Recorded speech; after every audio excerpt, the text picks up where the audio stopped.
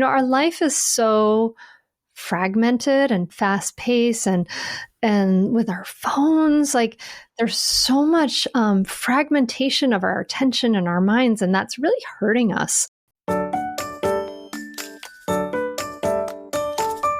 Welcome to Transforming the Toddler Years, a Core 4 parenting podcast for conscious, cycle-breaking parents ready to turn toddler tantrums into teachable moments. Hi, I'm Cara Tyrrell, a lifetime lover of littles, mom to 2 grown and flown girls, and an early childhood educator.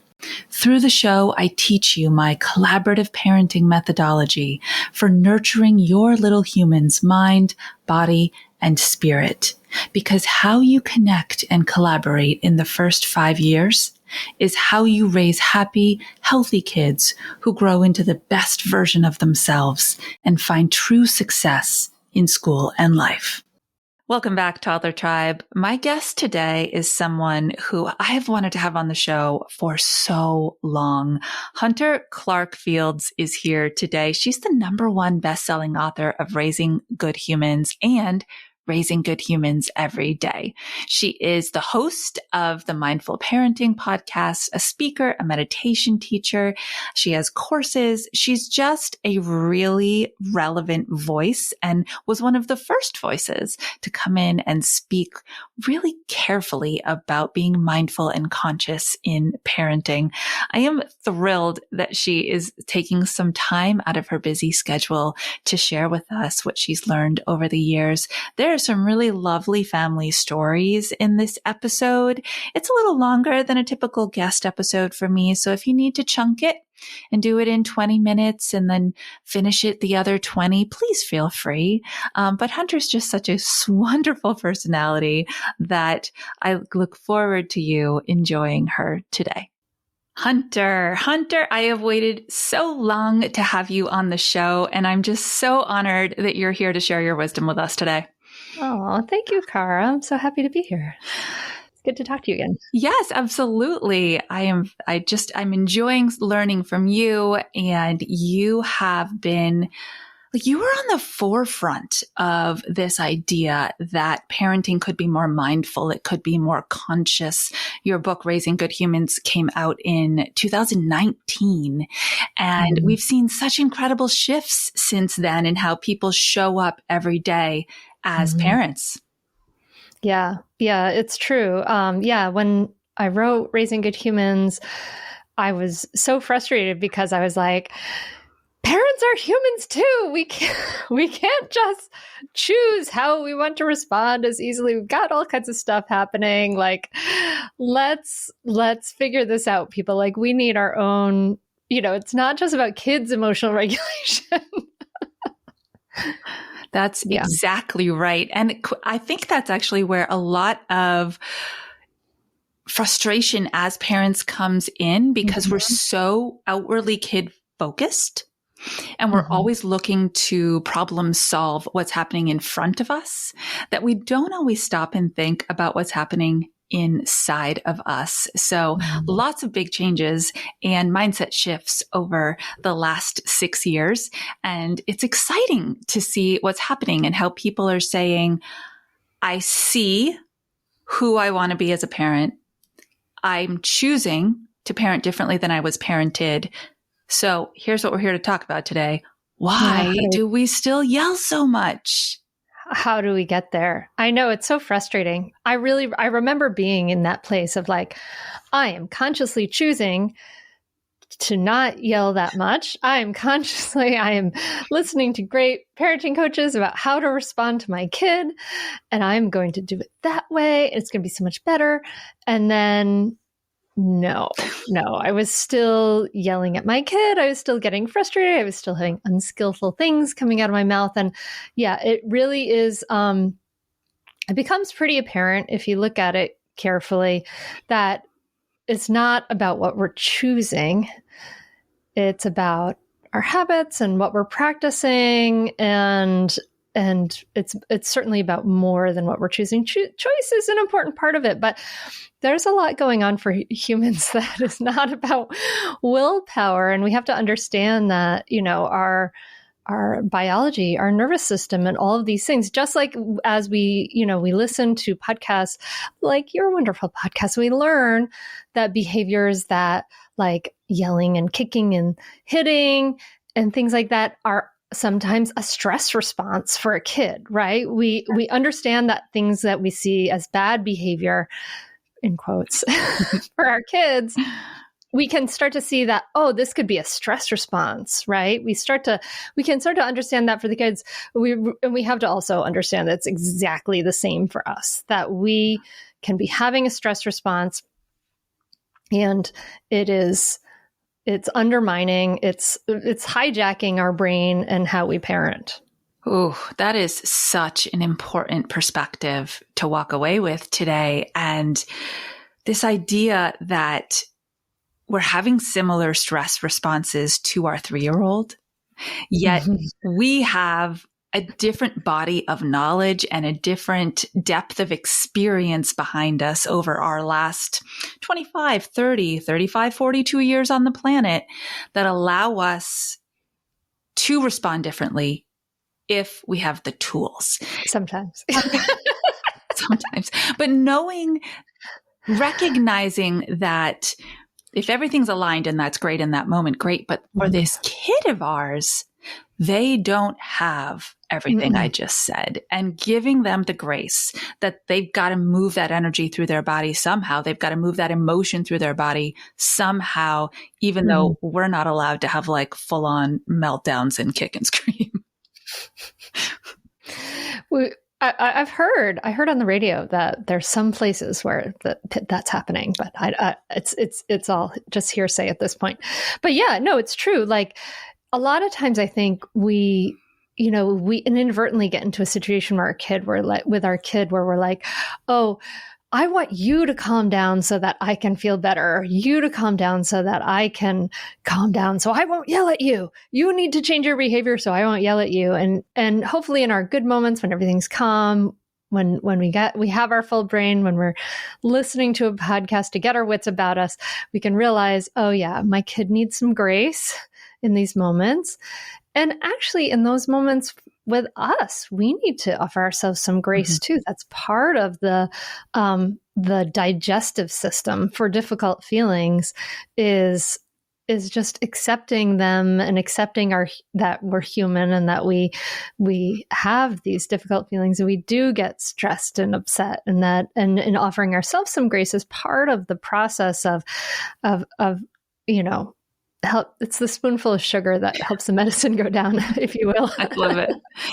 Yeah. And we say this all the time, but it's like a throwaway sentence, and we often say it to other people in a space where we're holding space for them. Well, you're just human, right? It's a moment where we recognize in each other or ourselves, well, I'm just human. But the extension of that is what you just said. If we're all just humans, then we all get reactive sometimes. And that's just true. Yeah. I mean, one of the most profound things I say to myself is permission to be human, because as somebody who wrote a book and then became someone who teaches a teacher training and all of these things, like, oh, people are so, it's just like, oh, I also have to remember to give myself permission to be human. And I think it's a very profound thing to say, because it's not easy to be a human being alive on this earth. There's a lot of incredible difficulty and stressors and discomfort happening all the time. We're trying to do so much, and there's so much we can't control, and we're trying to control so much, and yet, yeah, I think a lot of our stress comes down to that. We want to be able to make it a certain way, and we have just so much that's beyond our control. And so one of the things that is, we would hope to at least be in our control is how we respond. And yet we're reactive a lot of the time. And that's entirely, it's just part of being a human animal, is that we have a fight, flight, or freeze stress response. It's part of all mammals. I mean, dang it, it's like part of reptiles, right? Like they have a stress response too. So it's so innate. It's part of that really early biology. And it we like to think that we're just making all of these choices, but yeah, we've got habits, we've got words that are deeply embedded in our psyches from when we were little. We have some of us have traumas that are in our genetics and epigenetics. And so we're not blank slates any more than anyone is. And we have to look at that and say, oh, okay, what am I bringing to this picture? How are these stressors coming forward with me? How are they affecting my kid? Because, we can be incredible parents when we're so relaxed and we have ease and we have a spacious day and things are going well and it's not raining out, right? Like we can be the incredible parents, and I think behooves us to focus on, let me look clear-eyed with awareness, without judgment, at how I am when things get tough. And if I can work on mitigating some of that, that's going to go a long way. Yes. How we show up when things get tough. That is a true indicator of where we are. And then we can set the goal of where we want to get to. As a thank you for being a loyal listener to the show, I have a gift for you. Just click the link in the show notes and grab my new intentional language tool. 5 things your toddler needs to hear you say every day. Start incorporating them now into your daily exchanges and watch and listen as your child responds differently to you. I've been waiting to ask you this question because I know Raising Good Humans it's a huge seller. You've sold so many copies in so many countries. And the resonating piece for me is that we are affecting society. And society, boy, does it need to be affected now more than ever with good humans. So will you tell us, Hunter, who is a good human to you? Like, what is that visualization that you have of who we're launching into the world that will make a positive mark? I think about this, and what we want is a human who can look at other people and see that they have wants and needs, but not as like someone, it's when we get into the extremes that we get trouble, right? And we don't necessarily raise people pleasers, right? We want kids and humans who also understand their own needs, right? And can communicate that in such a way, but they can balance that with other people's needs. So one of the pieces in Raising Good Humans that is in the communication pieces is about win-win problem solving, right? And I think that when I think about that, right, when we can start to say, okay, what do you need in this situation? What do I need in this situation? How can we work it out so we both get our needs met? Maybe not the exact solution we wanted, but so we can get our needs met.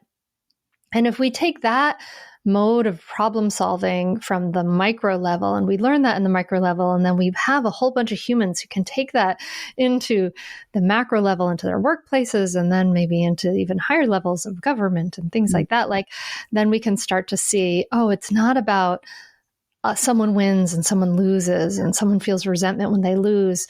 In fact, we can figure out ways that, let me be curious and brainstorm ways for you to get your needs met as well as me to get my needs met, and have it be sort of the middle path of everybody's needs getting met. I think that's really when it comes down to thinking about how we're really, really affecting the world. That's one of the most essential things. But yeah, a person who can accept and their own feelings, accept their humanity, also be able to digest their feelings, right? Mm-hmm. Be able to have some emotional regulation and digestion and some, rather than just kind of shoving feelings away. Like when I look at a lot of the problems in the news, I'm like, oh, there are some people here who are acting out some big feelings and they're not able to digest them, right?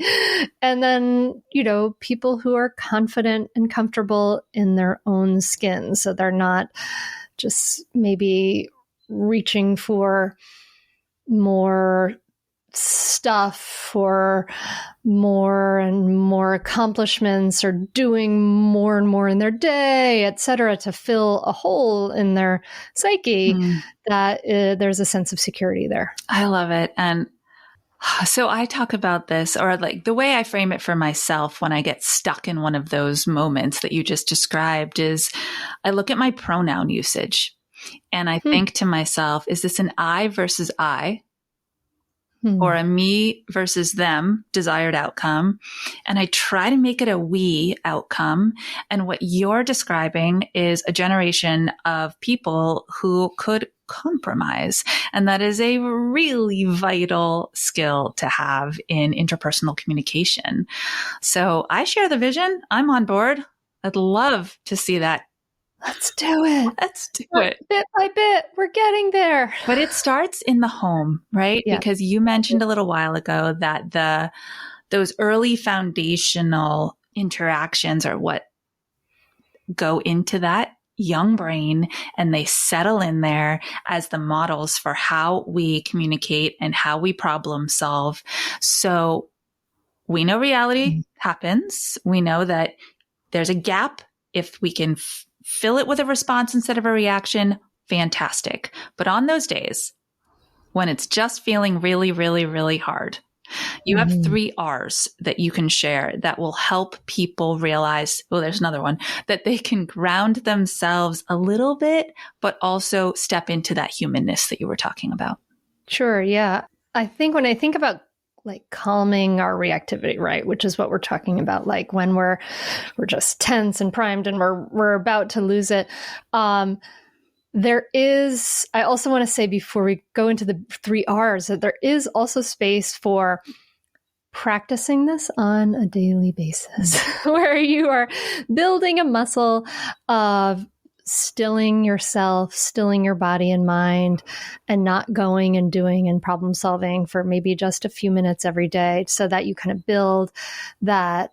Viktor Frankl, the psychologist and Holocaust survivor, he has this famous quote where he says, between stimulus and response, there is a space. And in that space lies our growth and our freedom, right? That space to choose our response, to paraphrase a little bit.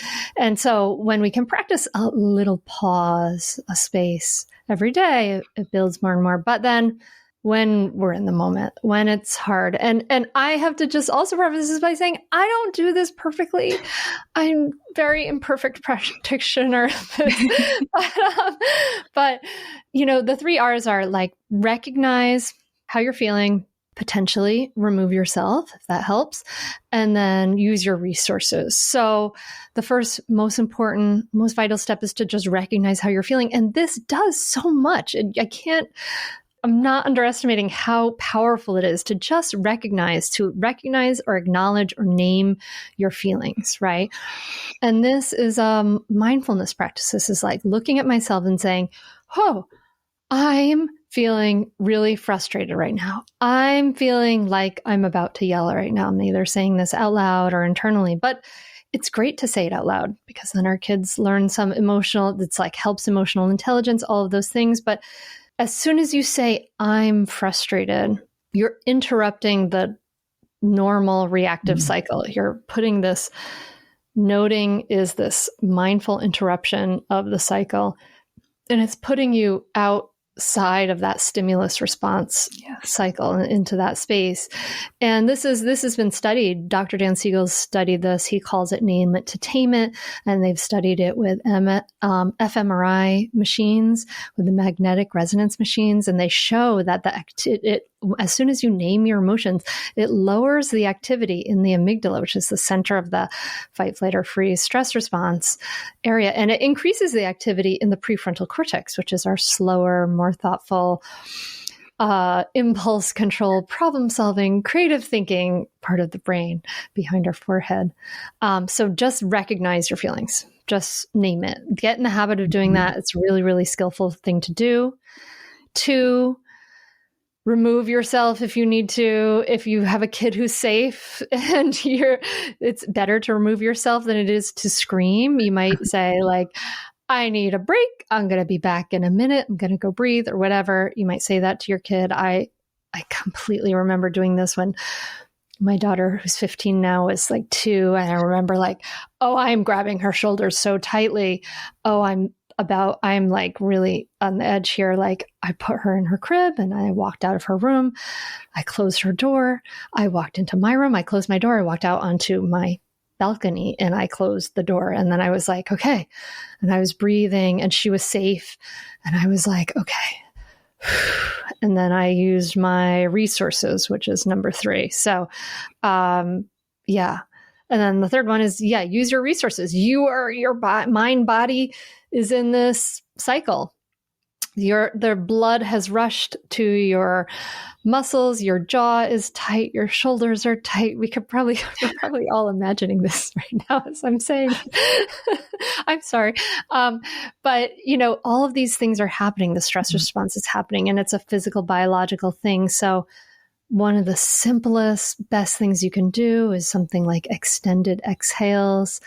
And the breath is cliche because it works.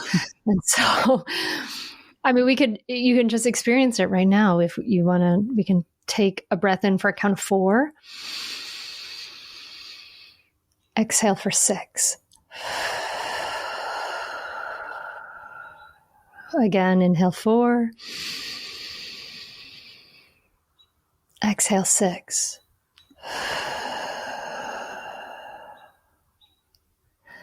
Yeah. And then do you feel it? Yeah. Cara? Yeah. I start my day every day with box breathing and meditation and kind of that intention. Like I just tell it. I say, today's going to be a really great day because I make it so. I love that. That's it. And then when we bump up into things, there was at least something to fall back on. And you've reminded yourself. Yes. So I want to talk about your background, which you just shared with us. But first, I really want to go back to the first R. Everything you shared about the science of naming a feeling is just so fascinating. And my personal experience is that when I name it, I feel like I intrinsically give myself permission to feel it. Mm-hmm. And permission to feel, like, you have your mantra. That's mine. I have permission to feel. Kids have permission to feel. What we do with those feelings and how we use our bodies to communicate them, that's where we need some choice making and control. But we always have permission to feel our feelings. And I really want parents to walk away with that today, that when you feel overwhelmed, frustrated, your body tenses like Hunter just described, and your hands are literally on your child's body in a position where you could make a next decision that you don't want to, you have permission to feel safely. Mm-hmm. They have permission to feel safely. Mm-hmm. And that people are scared to feel the feelings. So people are scared that will make them feel out of control. And it's really oddly quite the opposite. Like as soon as we turn our attention to, be it the tightness in your chest, the sensation in your throat, the tightness of your shoulders, all of those things, that I've got to get out of here feeling, it really lessens, and it often kind of just disappears completely if we can give it some attention. Like say we were able to remove ourselves for a moment and give ourselves that moment to breathe and to feel it, and maybe even shake it out of our hands and feet and whatnot. Yeah, I think and that is such a beautiful thing to model for our kids too, right?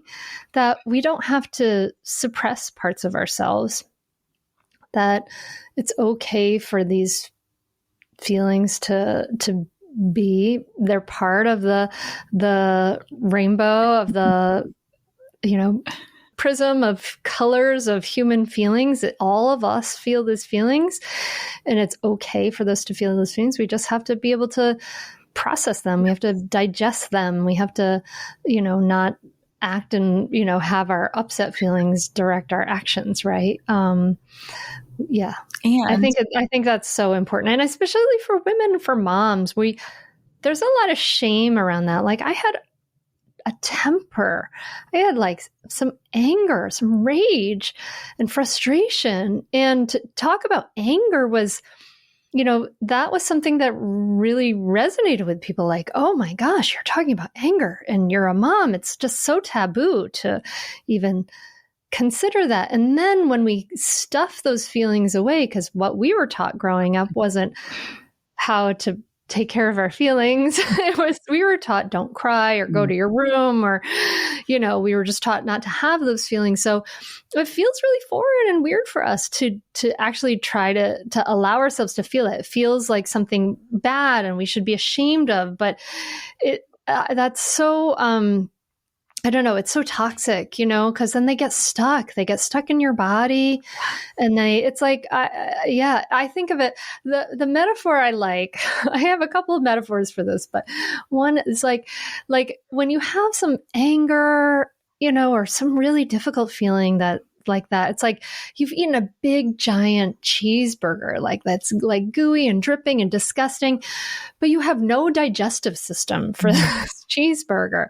So it's just a mess. It's going to come out in some terrible way that's really awful later, right? Like you actually need to digest, and digest means like that's mindfully being aware and feeling the feelings is how we digest our feelings. As we go through, we feel them without being subsumed by them or being swept away by them, but actually staying with them. And that's very brave work, but it's such an incredible gift to give to your kids when you do, find it within yourself to do that work. It is. Wow. I love that metaphor because I think about it all the time and teach myself and others that emotions don't last forever. That we have to remember that we don't feel frustrated and then never feel better, right? But in order to get there, we do have to digest it. So thank you for that, because otherwise we probably hold on to that small smidgen of frustration, and then it grows and grows as we hit that button over and over. And then we end up in resentment. And so that is not where we want to land.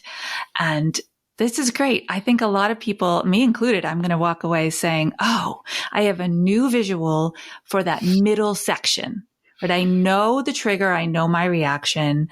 I know that eventually everything is okay again. But here in the middle, that's where the work is. And you have a long history with meditation and yoga. And so for you to bring those tools, that makes a lot of sense. Have you ever worked with people who are just like, ooh, meditation, that's not my thing, or yoga, I've never tried it, I'm not sure that mindset will work for me? Yeah. I mean, I've taught mindfulness and yoga to all kinds of people.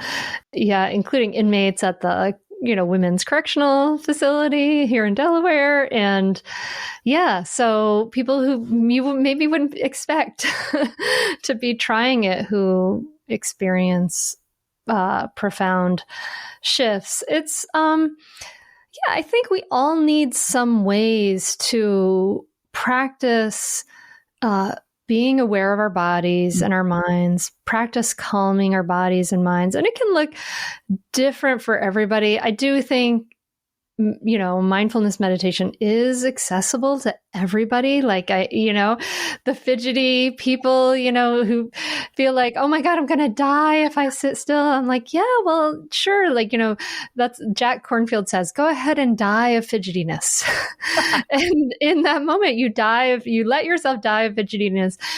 And then you're like, oh, and that is that digestion of that. I've got to get out of here feeling, right? And gives you so much more awareness and things like that. But yeah, it is kind of, it's not easy. And for some people, I think, doing like a mindful walk where you leave your phone home and, you walk and practice being aware of your breath and your footsteps might be something that's more accessible, or yoga where you're moving during meditation. That's more accessible and a great way to do it. But I think we all need, our life is so fragmented and fast paced, and with our phones, like there's so much fragmentation of our attention and our minds, and that's really hurting us in a lot of ways. And I think, we need to be very deliberate and conscious about carving out time where we're not fragmented, where we're slowing down, where we're breathing and just being in nature, in our backyards, whatever it is, and practicing that on the regular, because I don't know, I think sometimes we think like, I'm going to get to that vacation and then I'm going to get all the stuff done. I'm going to get everything done on the to-do list. And then I'm going to relax, or I'm going to get to that vacation and then I'm going to relax. And then I'm going to be really present with my kid. And then what happens is you get to that vacation and you're there and you pull out your phone because you can't stand to be quiet because you haven't practiced it. You can't stand to be present and quiet and just give your kid that attention because you haven't practiced it. So it's like we have to think of what we're practicing on on a regular basis. Like, what do we want in our lives? Well, we want to practice that in a regular, weekly, daily basis. Wow. That is really important for everybody to hear. Just this idea that as humans, we have entered an age where our attention is fragmented at all times, and something's always competing for it. So to take back and say, I choose just these 5 minutes where I will sit or walk or jump or dance or whatever, but focus only on this one thing. That is incredibly helpful advice. So I know that you also are you're very vocal about how stress, the way that it attacks us at all times, if we can just pull down on that stress, if we can create a less stressed self, even in stressful moments, and this is where I'd like to hear a little bit from you about what that really means, then we tend to be less reactive to begin with. Yeah, absolutely. Yeah. So creating a less stressed and fragmented self. I mean, I think that's the best gift we can give our kids. It's way better than Disney or soccer practice. But yeah, because what do our kids really want from us? They want to be seen and heard, right? And they want us to they need us to model how to live in this crazy world. So yeah. So, it includes for me daily practices like, in our house, the phones are always plugged in downstairs, away from the bedrooms. Everyone has an alarm clock. Good. Simone Sinek would be very proud of you. Yeah. But in those, when you start to do a mindfulness practice in your life, and you start to practice, I'm going to focus my attention on the here and the now. Then when you get to difficult moments, then you can be able to focus your attention a little bit more. So one of the sort of mantras that I have and that I think comes from the mindfulness community of Plum Village, Thich Nhat Hanh, is like, just this, right? Just this. And we can wait to discuss this other thing. When it's time to discuss this other thing, we don't need to future pace this. Right now is just this. Right now we are here in this moment dealing with just what is right in front of us. So this is something I talk to my oldest daughter about sometimes when she's spiraling. She has some challenges with anxiety, and we're talking about like, hey, let's just for right now, just for today, you don't have to worry about that X, Y, or Z. Just for right now, all you have to do is drive yourself to work. Just for right now, all you have to do is think about that test tomorrow, and that's all there is.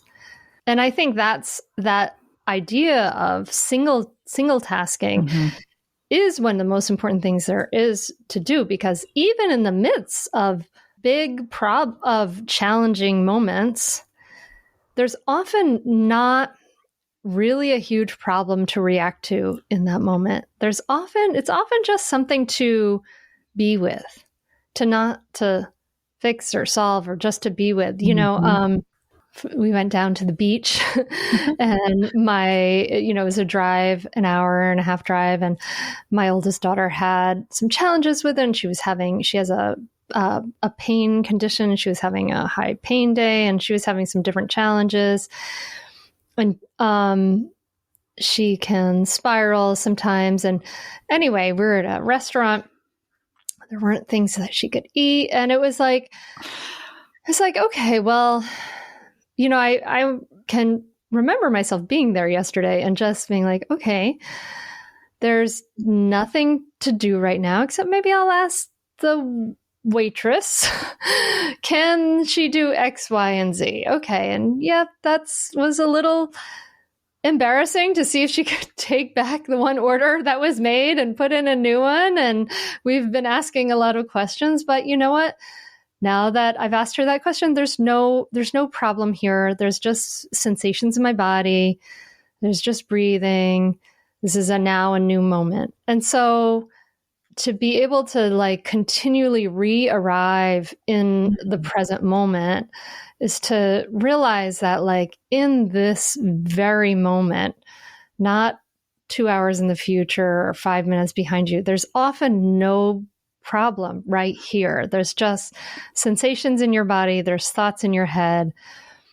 And to be able to have some control, to have built a muscle of being able to direct my attention in the places I want to direct my attention gives me the ability to direct my attention away from the thoughts that are leading to suffering, like the worrying or whatever it is, or the future pacing, and redirect my attention to what is right here and now. And maybe what do I want to be right here and now? And what can we discuss at this table that is not the worries. I don't know.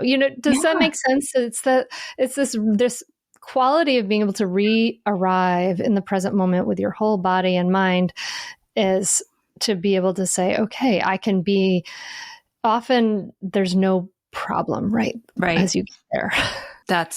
I feel calmer actually in my physiological system right now, just hearing those words. I really do. And so I imagine that in a moment where you speak them out loud to the people around you and you're bringing yourself back to that moment, it invites them to do the same thing. That is just so beautiful, Hunter. Well, I also want to say, like, I can imagine the listener of the podcast saying, but there are so many problems in the world. As soon as I still all the problems in the world. And I think it really does help you if you want to be effective towards the problems of the world that you want to be effective towards, right? Like maybe you're going to go to a protest, or you're going to go to a school board meeting, or you're going to do, you're going to write emails for a group or organization or whatever you want to do to take action for the general problems in the world.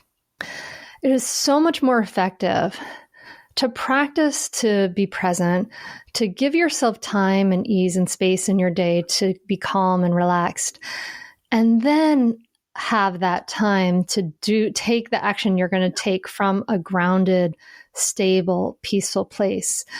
And I was getting really fragmented from my phone and watching all the news and things since the new year. And my daughter helped me. She took off, very importantly, the New York Times and Facebook and Instagram off my phone, as well as other things.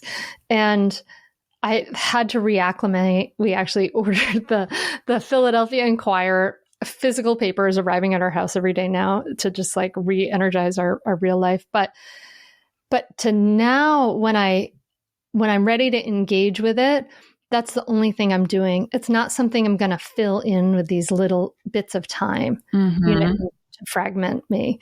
And I think that one can be so much more effective when you are on purpose engaging. Yes, absolutely. I mean, in business, I use it all the time. I time block, that 30 minutes a week is only for this thing. And I refuse to let myself think or do anything else except that thing that's in front of me. And as you were talking, it reminded me, back when I was a kid, I feel like people were trying, but they would say things that were true, but maybe not helpful. Like my dad and mom would always say to me when I would get overwhelmed, just do one thing at a time, Cara, one thing at a time.